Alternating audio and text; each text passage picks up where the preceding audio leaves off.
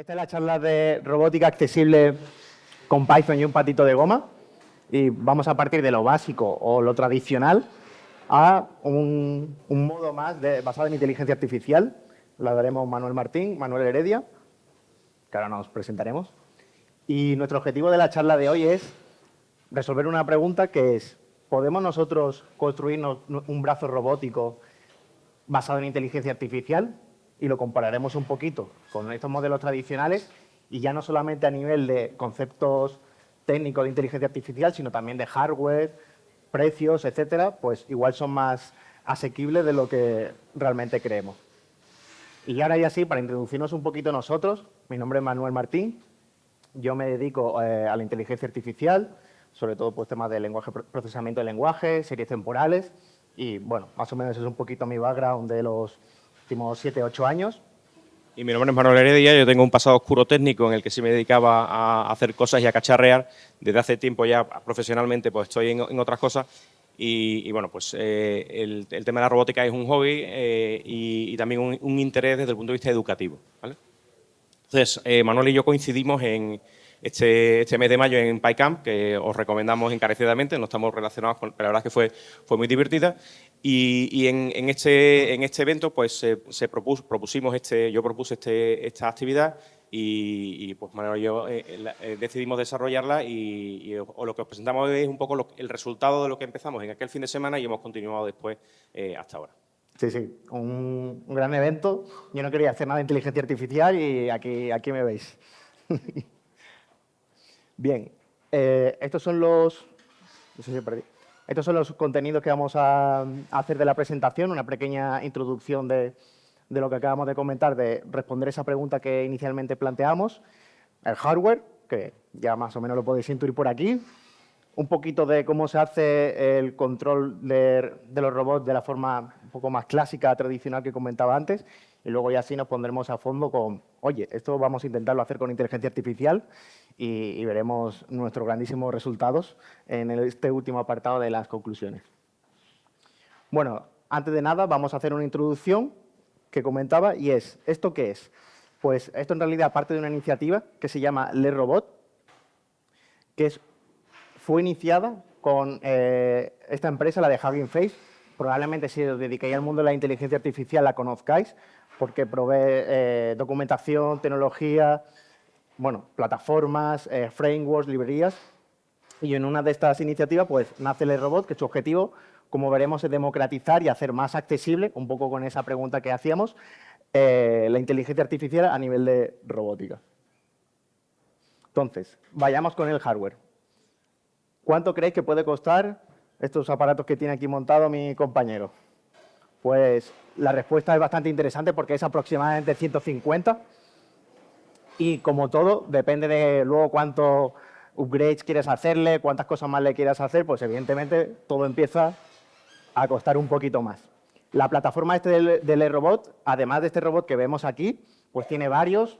Estos son los que tiene la lista. El más molón y el más gracioso es este, el de Kiwi, con sus ruedecitas y que coge objetillos. El nuestro, el que hemos utilizado y el que vamos a presentar, es el SO100, sería este. En mi caso particular es el SO101 y son pequeñas variaciones que en realidad son un upgrade que le han hecho al antiguo, en el cual le han hecho varias mejoras. Ahora veremos qué es esto del líder y el follower. En nuestro caso hay dos, luego comentamos por qué.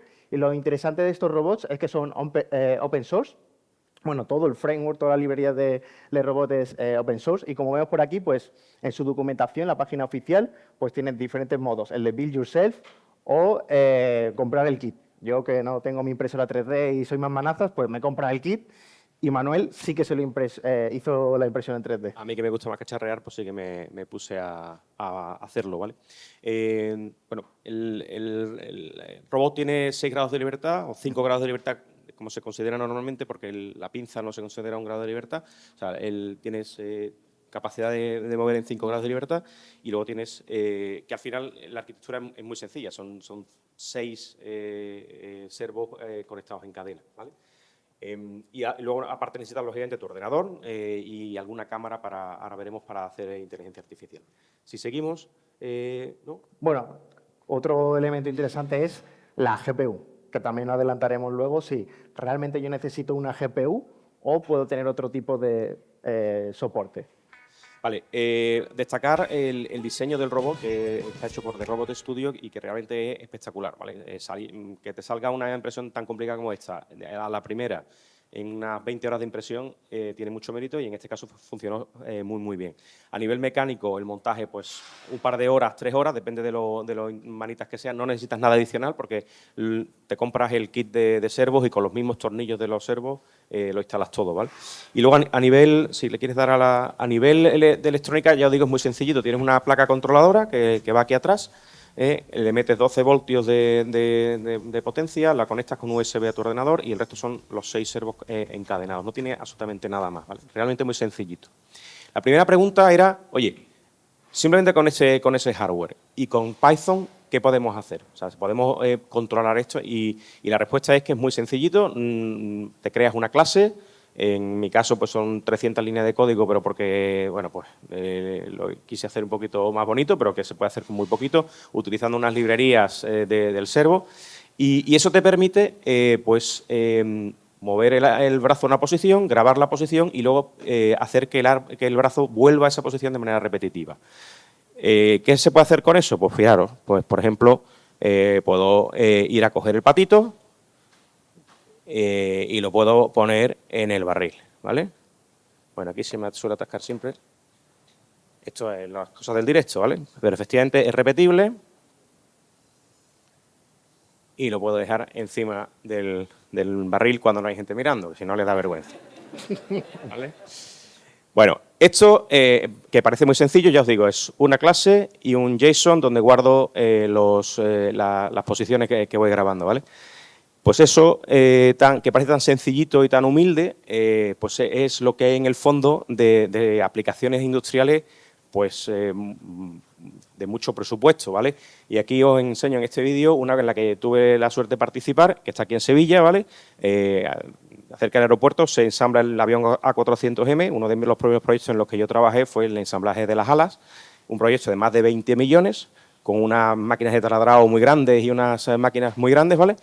Que en el fondo lo que hacen es eso, son una aplicación de robótica muy sencillita, muy tonta, en la que grabas posiciones y el robot es capaz de volver a esas posiciones con mucha repetitividad. Esto se utiliza, por ejemplo, para taladrar ese ala tan grande, ¿no? Con mucha precisión. Evidentemente no con este robot, ¿vale? Que tiene, sino con un robot que veis ahí pues, de acero muy grande. Claro, ¿qué pasa? Que ahora mismo estamos en una situación en la que pretendemos utilizar los robots en otro tipo de entornos. En un entorno industrial yo puedo garantizar esa repetitividad de las posiciones. Puedo garantizar que no va a haber obstáculos imprevistos, ¿vale? Ese robot que habéis visto antes en industrial funciona perimetrado, no se puede entrar dentro. Pero si yo quiero que ese robot trabaje junto con otras personas o en mi casa, tengo que ser capaz de reaccionar cuando hay pues un obstáculo que no preveía o cuando el patito, por ejemplo, en vez de estar aquí, que yo he tenido la precaución de ponerlo exactamente donde funciona, pues está en cualquier otro sitio o lo que sea, ¿vale? Entonces, ¿cómo hacemos eso? ¿Cómo se hace eso actualmente? ¿Cuál es la aproximación clásica? Y hay gente aquí que sabe mucho más que yo de esto, ¿vale? Pues, oye, tengo que introducir percepción, sensores de distintos tipos. Un sensor de, yo qué sé, de proximidad, de presión, de una cámara 3D. Tengo que ser capaz de interpretar esa información. Tengo que ser capaz de modelar todo, la cinemática del robot, por ejemplo, ¿vale? Que es una palabreja que lo que significa es, oye, yo, sabiendo los ángulos de los servos, pues puedo calcular la posición de la punta del robot, ¿vale? Eso se llama cinemática directa. Y muchas veces lo que yo quiero es lo contrario. Yo quiero llevarla aquí. ¿Qué ángulos necesito que tengan los servos para que eso se llama cinemática inversa, ¿vale? Y en general es muy complicado, ¿vale? Y es un problema que está resuelto, ¿vale? Es una gran barrera de entrada para gente que quiera hacer robótica, pero afortunadamente aquí viene ROS al rescate. ROS, que es el Robot Operating System, realmente no es un sistema operativo, es más bien lo que conocéis en la gente de Python, un framework, ¿vale? Pues como un FastAPI o algo así. Es un ecosistema de estándares, de forma de hacer las cosas, de drivers, o sea, prácticamente todos los cacharritos que te puedes comprar tienen un driver en ROS, ¿vale? Y te permite progresar mucho y construir on top of cosas que ya existen. Es el estándar de facto y lo más importante, habla Python, ¿vale? Python es, digamos, uno de los idiomas nativos junto con C++ y Rust, ¿vale? Entonces, aquí simplemente, para que tengáis bueno, pues una percepción de lo que estamos hablando, lo que he hecho ha sido modelar mi robot, ¿vale? A este lado de la imagen, que esta es la derecha o la izquierda. Bueno, a este lado podéis ver Arbis, que es el visualizador, es cómo el robot ve las cosas, cómo el robot ve el mundo. Que veis que no ve absolutamente nada, solo se ve a sí mismo ahora mismo, porque no le hemos metido ninguna percepción. En el otro lado vemos Gazebo, que es el simulador, una simulación de toda la realidad que ve alrededor. Ahí sí podemos ver el patito y la mesa y todo ese tipo de cosas, ¿vale? Bien, pues si ahora empezamos Perdón, una pregunta. La parte de Gazebo, ¿sí? ¿Tú has tenido que establecer? He tenido que simularlo todo, desde las geometrías, las inercias, absolutamente todo. El patito y el barril relacionan como objetos. Sí, sí, sí. ¿Vale? Entonces, si ahora añadimos sensores, en este caso lo que se ve es Arbis, lo que antes se veía solamente el robot, ahora ya vemos varias cosas. Vemos 2 cámaras que hemos metido, vemos también que hay una percepción 3D, por eso se ve un poquito granular, porque no es realmente el modelo, es lo que ve la cámara 3D que hemos metido, ¿vale? Y ahora ya, eso sí que me permite hacer cosas, ¿vale? El siguiente paso, ¿cuál sería? Oye, enseñarle al robot a encontrar el patito, ¿vale? Basado en la imagen de la cámara, por ejemplo. Perdona, que le estoy dando yo aquí y esto no funciona. ¿Vale? Pues en este caso, con el patito es muy sencillo, pues con un filtro de colores, ¿vale? Pues simplemente, si fuese una cosa un poquito más complicada o quisiera hacerlo más robusto, pues a lo mejor tengo que meterme a meter inteligencia artificial. Y una vez que localizo el patito, pues podría utilizar alguna de las herramientas de ROS, por ejemplo, Moveit, que hace cálculo de trayectoria, para decirle, oye, pues veme a coger el patito, llévate la trayectoria de la punta de la cabeza a donde has calculado que está con las imágenes y lo coges y luego lo pones en el barril, ¿de acuerdo? Esto es realmente quedarme no en la superficie, sino por encima de la superficie. Lo que quiero transmitiros es, existen herramientas, Python te permite hacer muchísimas cosas y es un poquito complicado. Es decir, no es una cosa sencilla que se haga en un fin de semana, sino que requiere un poquito más de hay que saber matemáticas, ¿no? No hay que saber matemáticas, pero hay que pelearse con un par de librerías, ¿vale? Vale, bien. Ahora entramos en lo que es la teleoperación. Pero antes de la teleoperación, lo que vamos a hablar es ya de la parte de inteligencia artificial.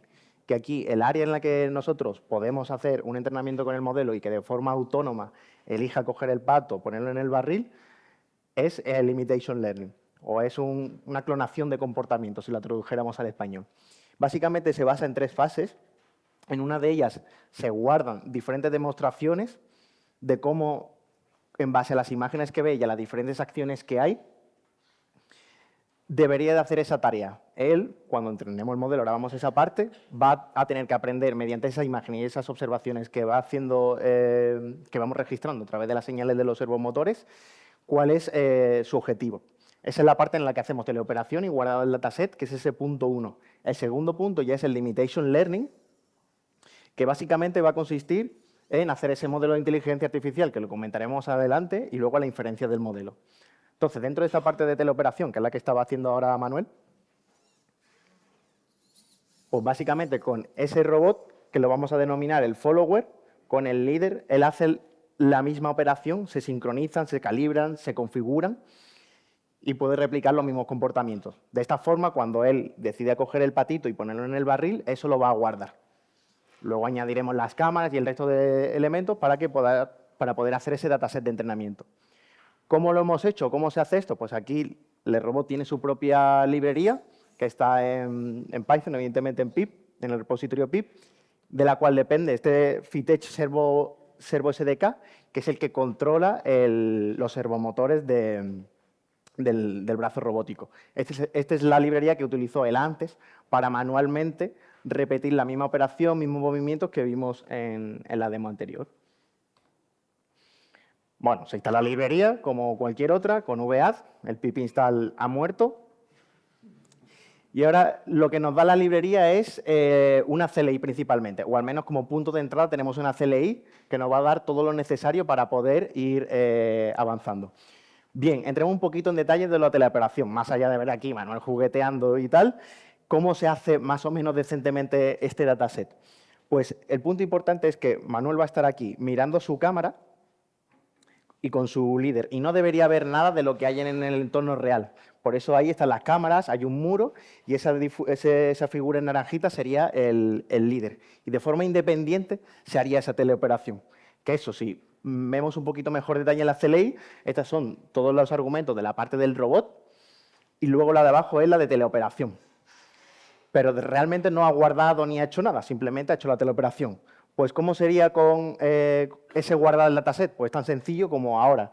Cambiamos el argumento a record y ponemos los argumentos apropiados para el dataset, que va a ser el repositorio en el que queremos subir a Hugging Face, etc. Aquí ya entra Hugging Face poniendo pues, su plataforma para ayudarnos al registro del dataset. No solo se queda ahí. Tiene un espacio, que no vamos a entrar en lo que son los espacios de Hugging Face, pero básicamente es una web en el que tú, cuando pones tu ID del repositorio este de aquí que pongo, por ejemplo, Martín, Duc03, pues tú pones ese mismo ID del repositorio y luego ya, ahora sí, desde la web, puedes ver de una forma más intuitiva y más sencilla para verificar que, digamos, los valores que se están registrando en las diferentes señales de servomotores, las cámaras, pues están bien. A veces descubre que estaban mal y tienes que empezar de cero, ¿no? Pues para eso sirve. Y ahora bien, entramos ya en la parte de entrenamiento. Hemos comentado la parte de hacer ese entrenamiento del dataset y ahora llegamos al Limitation Learning, que hemos dicho, vamos a entrenar un modelo. Bien, lo que entrenamos en el argot de este área se llama policy, que en español sería algo así como una estrategia de decisión. Una estrategia de decisión que va a hacer el modelo en base a lo que ahora va a ver en las diferentes cámaras y en los diferentes estados en los que se encuentra el servomotor, tomar acciones, es decir, pues ahora me voy a mover a otra posición, ahora me voy a mover en cada uno de esos 6 grados de libertad a una posición que se me acerque al objetivo de coger el pato, si todavía no lo tiene, y ponerlo en el barril, si ya lo tiene, y luego volver a una posición de estado inicial, digamos. ¿Cuáles son estas policies disponibles? Cuando digo disponibles, digo integradas en la librería del robot. Luego tú puedes crear las tuyas, modo investigación, etcétera, pues puedes hacer las que tú quieras. Y aquí ya pues la comunidad hace cosas. ¿Cuáles son las diferentes policies que hay? Pues está el ACT, el Small VLA, el P0, etcétera. No vamos a entrar mucho en detalle, solamente en el punto importante en el que el ACT simplemente va a aprender una tarea. Por ejemplo, la del robot que decíamos y la sube el barril. Si quisiera utilizar otra, pues tendría que enseñarle otra y modificarle el modelo. Las de abajo son ya de tipo generalista, que aprendería de muchos ejemplos, muchos distintos, pues las diferentes tareas que le vayamos entrenando.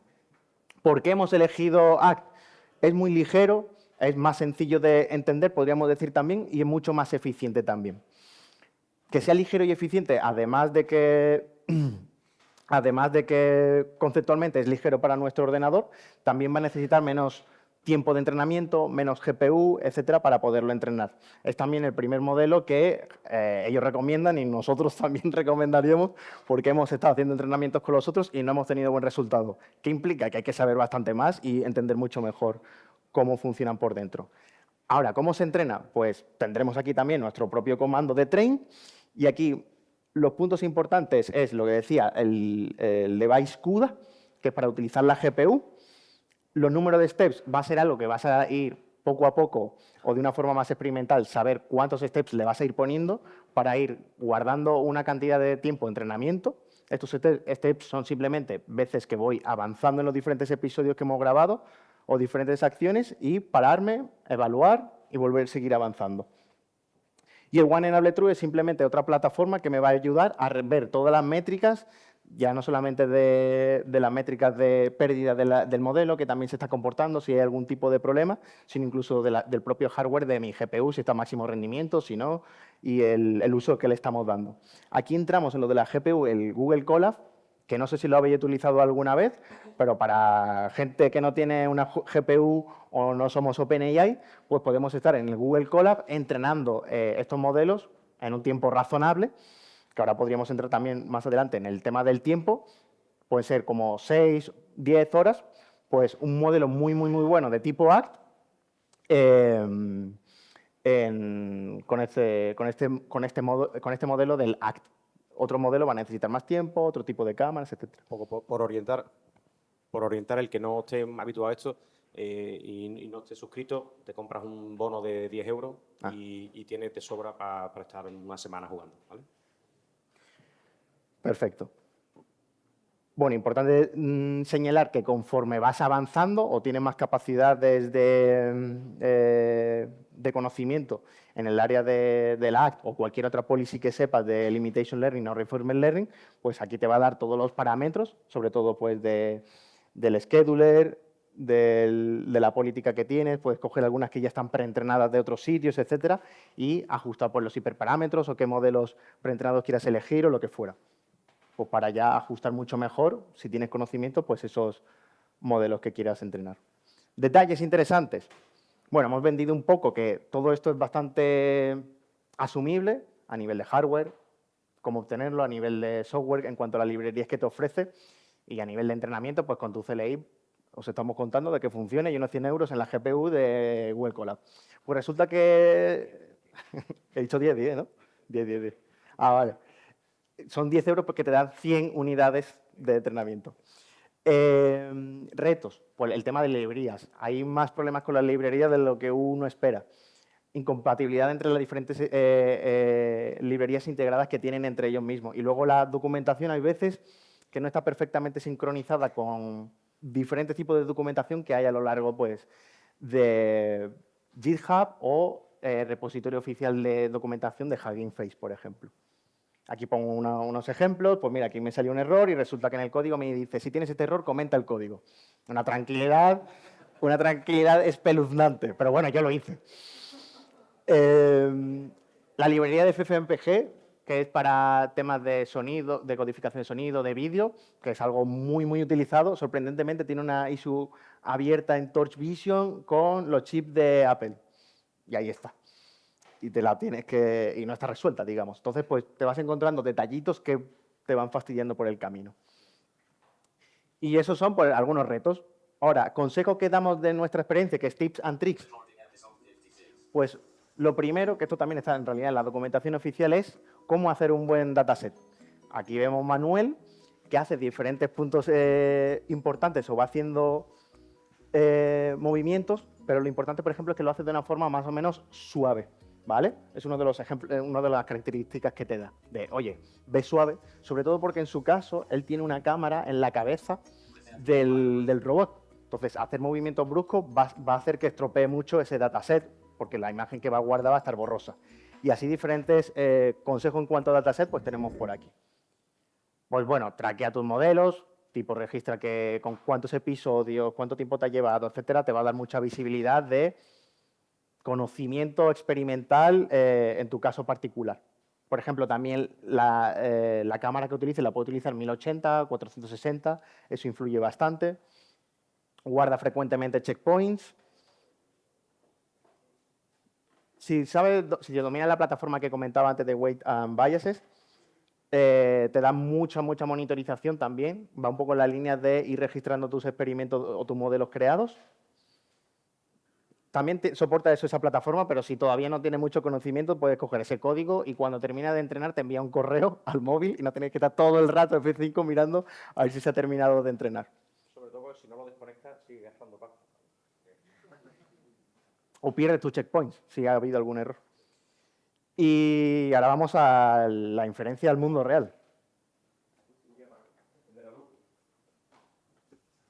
Bueno, en casa funcionaba, ¿vale? Este es el gran spoiler. Como podéis ver, este sí... Aquí veis un par de ejemplos en el que el robot se está comportando de manera autónoma, ¿vale? Si veis la posición del robot y del robot, no, del patito y del barril es distinta, pero también cambian más cosas. Si miráis las sombras, habéis visto que veréis que cambia también la iluminación, ¿vale? Eso lo hemos estado haciendo, se veía antes en la diapo de los consejos, lo hemos ido haciendo también durante el entrenamiento. Normalmente empiezas con una batería de repeticiones sin cambiar nada y luego vas poquito a poco cambiando posiciones, cambiando condiciones de iluminación, cambiando el background, etcétera, con idea de añadir robustez, ¿vale? Y estábamos muy contentos hasta que llegamos aquí, ¿vale? Porque tanto Manuel en su casa como yo en la mía habíamos conseguido que funcionase. Yo incluso lo he movido de habitación, lo he movido ¿vale? Y estaba funcionando con bastante precisión. Hasta que hemos llegado aquí y ya fue. Bueno, no quiero hacer spoilers, pero ahora vamos a ver cómo funciona aquí. Te lanzo podemos intentar replicar. O sea, tengo la cámara un top en una situación parecida, la cámara en la cabeza exactamente igual, y esto pues lo pongo donde queráis, ¿vale? Que no... Ah, no. Ha fallado. Esto es todavía peor, ¿no? O sea, está moviendo toda la Va mañana, decreciendo, ¿vale? ¿vale? Esto ya no... O sea, está moviendo toda la mañana.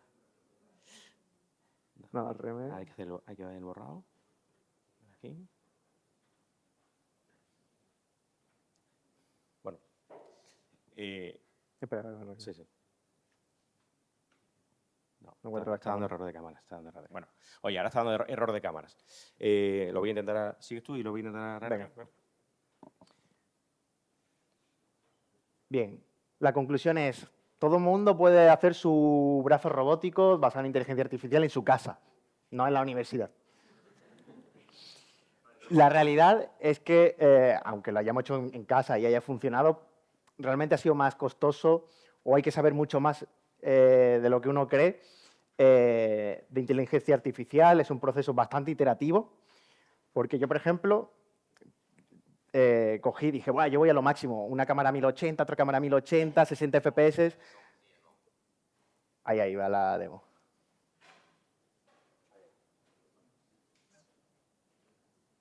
Se está acercando, ve que no lo coge y vuelve a intentar cogerlo. Sin embargo, por alguna razón que no hemos conseguido averiguar... A ver si ahora... Ahora sí, ahora sí. Gracias, Manolo.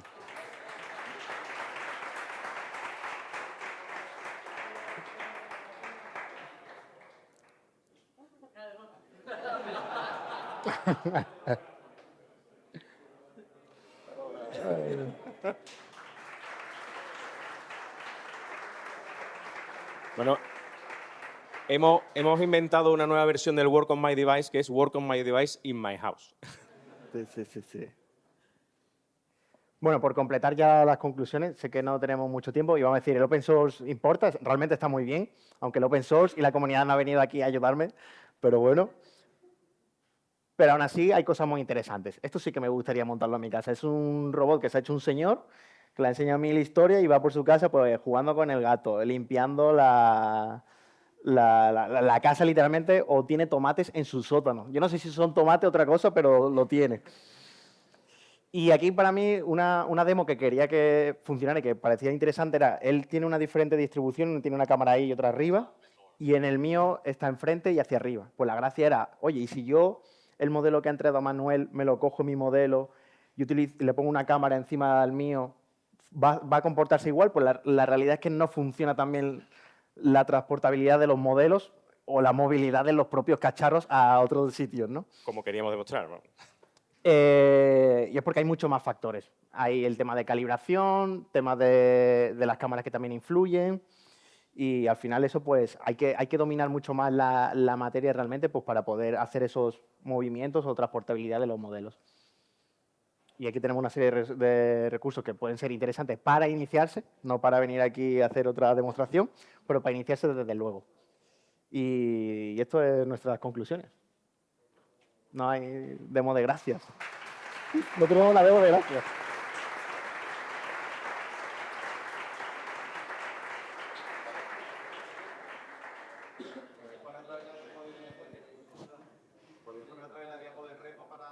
Ah,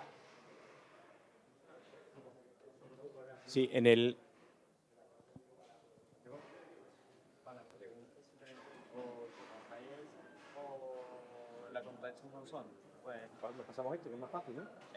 no, ese que llevan para allá. Bueno, depende de lo que pregunten. Ah, que pregunten. ¿Pregunta? ¿Alguien tiene alguna pregunta? Por ahí.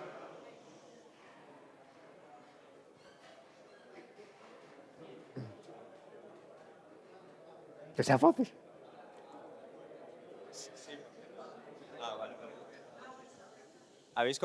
Habéis comentado que habéis intentado entrenar modelos, digamos, un poco más potentes que el ACT.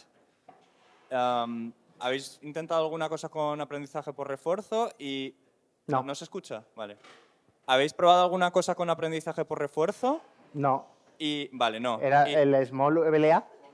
Vale. ¿Y los modelos que habéis intentado, tenéis una idea de cuál ha sido el motivo por el que no habéis conseguido buenos resultados o no habéis llegado a tanto? No, yo, de hecho, no se entiende muy bien porque mi experiencia, por ejemplo, ¿me escucháis? ¿Sí hablo? Sí. Mi experiencia con el app es que el entrenamiento fue muy lento, ¿vale? El primer entrenamiento fue muy lento. Luego, a medida que he ido añadiendo... espera que no se te está escuchando para la grabación. Sí, mi experiencia con el app, el primer entrenamiento fue muy lento y luego lo que hice fue ir añadiendo episodios después del primer entrenamiento con pues, variaciones en la iluminación, variaciones en el background, variaciones, por ejemplo, en el color del pedestal, distintas configuraciones, ¿no? Y en cada caso, cada vez que añadía un nuevo lote de otros 20 episodios con tal, pues lo que hacía es volvía a subir la pérdida y en este caso sí bajaba muy rápido, ¿vale? Esa es mi experiencia con el ACT y un funcionamiento bastante consistente. Cada vez que entreno una nueva ubicación o una nueva configuración, pues con un par de horas de entrenamiento vuelve a funcionar bastante bien. Es lo que no hemos hecho aquí, por ejemplo. Aquí no hemos entrenado para esta ubicación porque no hemos podido, ¿vale? Y ya veis que no funciona. Con Small VLA, el entrenamiento base, la pérdida bajó muy rápido. O sea, en 2 horas de entrenamiento completo, pues desde el punto de partida, lo que ACT había tardado 8 o 10 horas, conseguí una pérdida mucho más baja, mucho más rápido. Con lo cual estaba encantado. Pero luego lo enchufé y el robot no hace nada. O sea, no es que se queda temblando en el sitio y no hace absolutamente nada. Es cierto que en mi caso yo estoy haciendo inferencia en un ordenador que no tiene ni GPU. Entonces, que también es por lo que, si habéis notado, cuando está él andando solo, hace un poquito de tembleque, ¿no? Que tiene que ver con el que está tardando más en hacer inferencia de lo que necesita, ¿no? En tiempo real. Entonces, tenemos que probar con un ordenador más potente, ¿vale? Pero no tengo unas conclusiones realmente más allá de eso, ¿no? Bueno, en mi caso en particular el VLA funciona, mientras va, funciona bastante mejor, pero es lo que dice él. Creo que hay problemas de inferencia. En mi caso, por ejemplo, no me dejaba la opción del chip de silicon, me dejaba o CUDA o CPU, y no sé si a lo mejor ajustando el código o lo que sea, podría enviarle al modelo que haga la inferencia en la GPU y no vaya pegando esos tironcitos y vaya haciéndolo de esa forma tan poco suave o como normalmente ocurriría con el ACT, que va de una forma más lineal. Hola, ¿me escuchan hasta ahí? Sí. Yo tengo otra pregunta. Entiendo que en algún punto la función de tener una cámara es que pueda evitar algún obstáculo, justamente la parte de entrenamiento, pero hablando más en el aspecto de robótica, ¿hay algún control para evitar que el mismo brazo robótico llegue a una singularidad, o se acerque a alguna singularidad y empiecen a pasar cosas como esas de que empieza a perder grados de libertad? Eso sabe Manuel. Vale, no, ha tocado un tema en lo que no hemos Espera. en absoluto, ¿vale? En la presentación. Has tocado uno de los temas en los que no he entrado para nada en la presentación.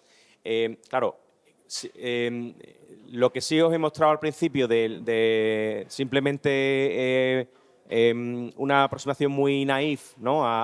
Oye, voy a actuar los servos a bajo nivel y llevar el brazo a sitio, ¿vale? Eso funciona en una aplicación muy sencilla. En cuanto que te empiezas a complicar, pues te empiezan a aparecer singularidades, te empiezan a aparecer otras cosas, ¿vale?